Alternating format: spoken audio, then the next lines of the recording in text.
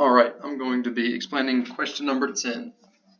It is fairly equation heavy, but I will do my best to keep it simple and explain it well. So, here we go. An adolescent patient is treated with a 6 mm solid intramedullary nail.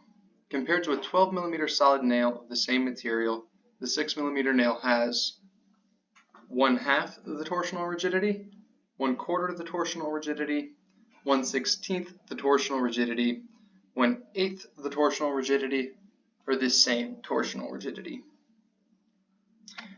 The correct answer for this question is, in fact, 1/4 the torsional rigidity, and we will get into why that is.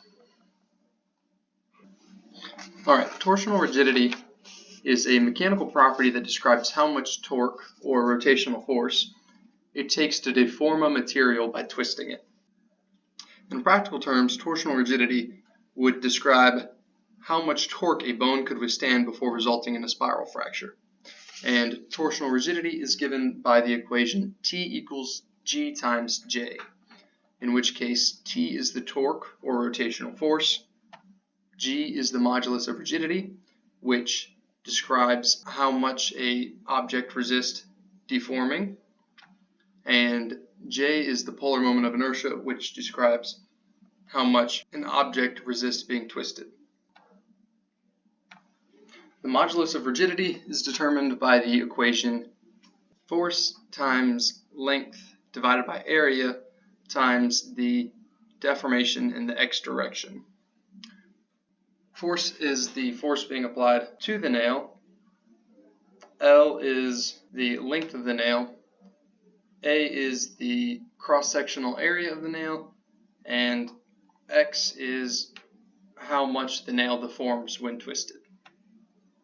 In our case, the cross-sectional area is a circle, so we can replace the area with the equation for the area of a circle, which is pi times the diameter squared divided by 4. J is the polar moment of inertia, which describes how much an object resists being twisted.